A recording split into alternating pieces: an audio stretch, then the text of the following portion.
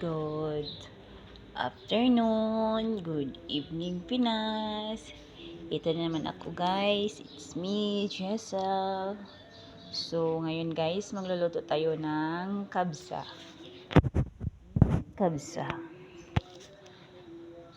This is the mga ingredients guys. 1 stick cinnamon, peppers seed, black pepper seed. This is what we call this, cloves, and then black lemon, bay leaf, and kung gusto nyo guys yung madali lang, hindi na kayo magsaan-saan pa, hindi na kayo tawag niyan, kunin yung mga ingredients pagkatapos magluto, lagay ang rice. Kung gusto nyo ito, madali din ito guys, ito nandito na lahat yon. Mas advantage pa kasi madami sila. See? Nasa sa inyo guys kung anong gusto nyo. So another one is salt. Hindi talaga ito makalimutan ko guys. Maggi cube, black pepper 1 teaspoon, masala, sabat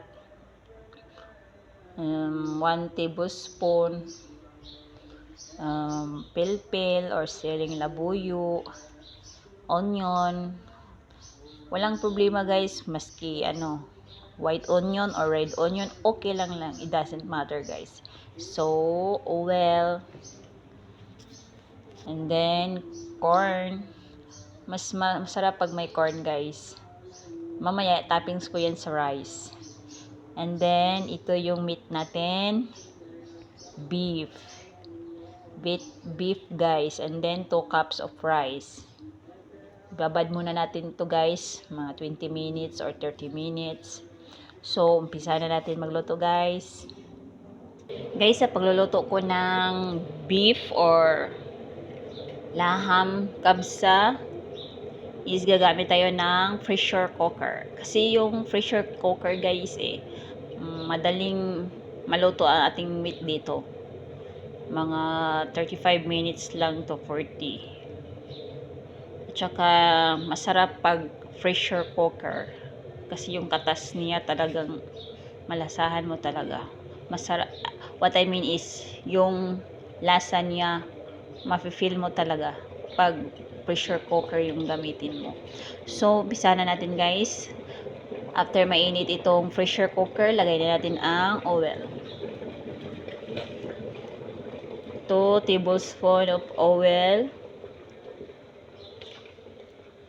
Hindi natin to damihan kasi may fat na tayo dun sa beef natin. So, lagay natin after mainit. Hintayin lang natin mainit. Baka hindi pa ito init.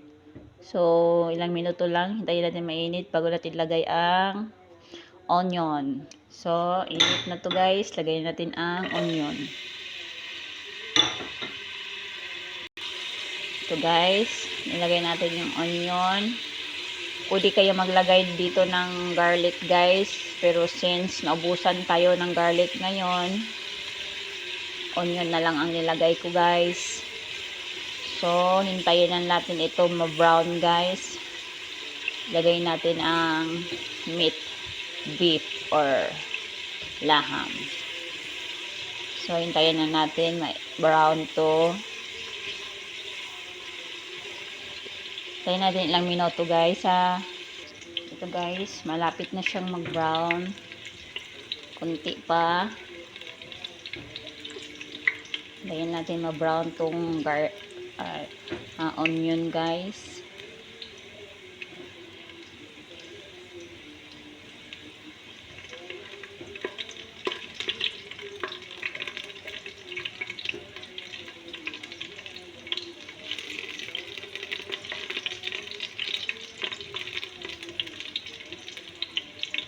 Bakit hindi siya maano sa camera?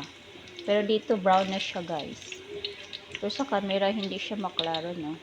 Para. So pag brown na siya guys, lagay na natin yung meat natin guys, or beef.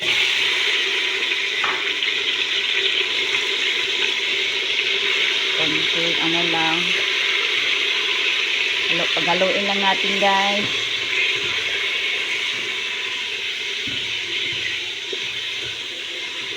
Haluin nyo lang.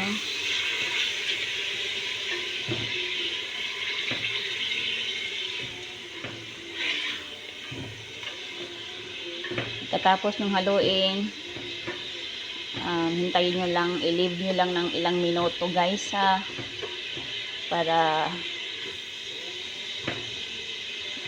maluto siya konti, ma-change color na siya guys. So hintayin natin konti guys bago natin balikan at saka stirs again. Okay guys, ito guys, after ilang minuto, mga 3 minutes or 5 minutes, hintayin natin, hintayin nyo lang mag-boil to.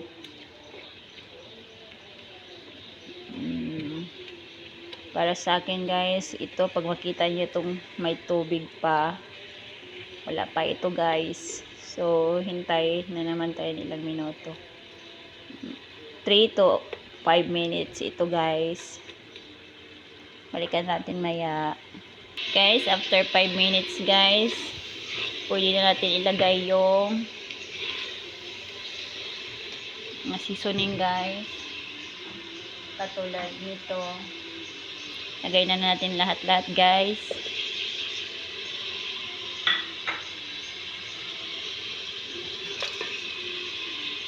Habang nagluluto ako nito guys, nagpakulo na ako ng hot water. Kasi hot water ilagay natin dito eh. Haluin lang natin. Haluin lang natin ng maayos.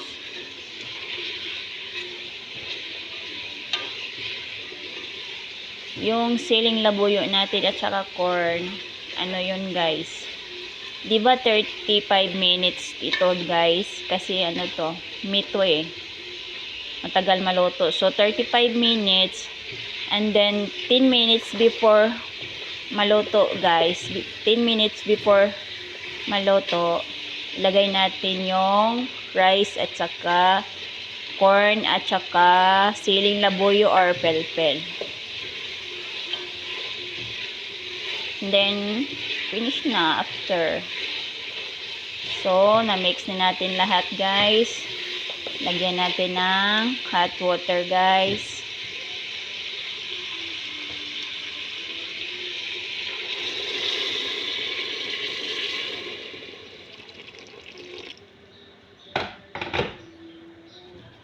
Kunting kuraw. Tapos, lagyan natin ng tubig.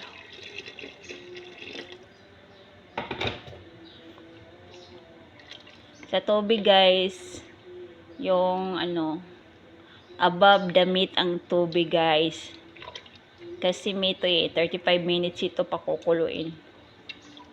Kasi kung ano lang, maliit lang yung nilagay yung tubig, baka pag open nyo sa pressure cooker, wala nang laman. So, paano yun? Madagdag na naman kaya ng tubig. So, ibang lasa na yun. So, bago natin takpan guys, tikman muna natin kung okay na ba sa panglasa natin. Okay na ba sa pang-ayon sa paglasa natin guys. Guys, natikman na natin guys. Inilagyan ko ng konting salt kasi ano, matabang pa eh. So, ilagyan ko ng salt, konting salt. And then, takpan na natin guys. So, ito na guys, natakpan na natin. So, mag-timer na tayo ng 35 to 40 minutes guys ha. Balikan natin after or 10 minutes before maluto. So, 35 minutes ko lang nilagay ko. Ito guys, nilagay ko ito 35 minutes lang. Guys, natira yung 10 minutes. Buksan natin para ilagay natin yung rice natin guys. Patayin natin yung apoy. Itong whistle guys, hintayin niyo hintayin yung hindi na magtunog bago nyo kunin ito or bago nyo i-remove. So, okay na guys. Wala nang tunog. So, buksan na natin. Ito guys. Hintayin nyo din mag-stop itong tunog na ito.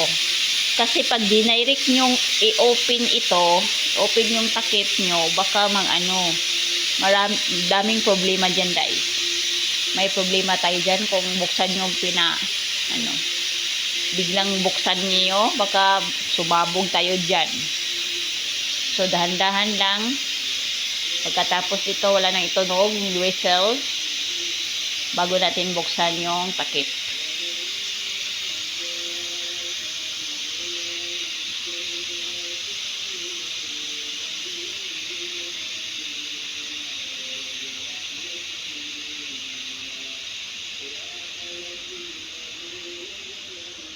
So guys, wala nang tunog, buksan na natin.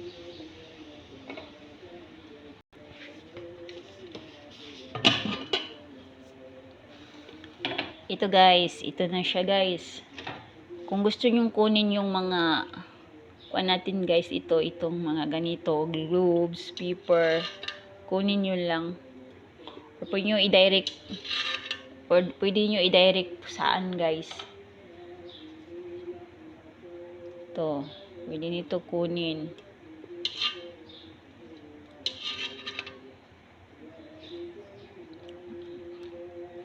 Itong ito, pwede nyo kunin yan. Or pwede nyo isaan lahat. Pwede yan. Yung iba, yung black seed, at saka yung black lemon, at saka yung globes. Ilagay natin yung rice guys. Guys, lagay natin yung corn.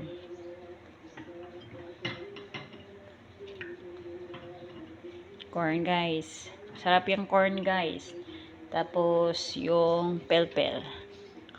So, paghaluin lang natin guys. So, itong tubig na to guys, tama-tama lang ito. Haluin lang natin konti. So, may natira pa tayong 10 minutes guys. So, 10 minutes guys ha. Balik natin 10 minutes. So, takpan natin guys. Kasi may natira pa tayong 10 minutes sa 35, diba guys?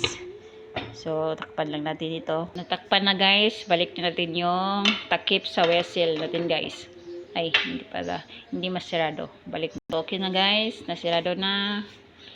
Buksan natin yung apoy.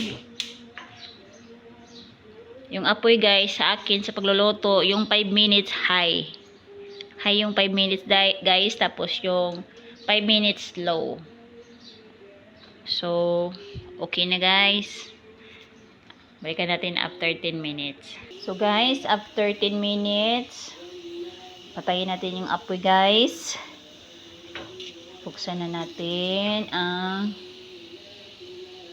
whistle. Okay. So buksan natin guys. Tagal mabuk. So guys, ito na siya guys. Lutong-luto na siya guys ang ating kabsa. Kung magsiserve kayo niyan guys, on top lang niyo or ilagay niyo lang yung corn sa ibabaw ng rice. Kayo nang bahala kung anong sit up niyo guys, kung anong mas nice tingnan. So, yung kabsa natin guys, ito na, luto na siya. Ang ganda no. Masarap pag may corn guys. So, okay na to guys. Lutong-luto na ito. At saka, salamat. Salamat sa panonood. Ingat kayo lagi. God bless us. Bye-bye.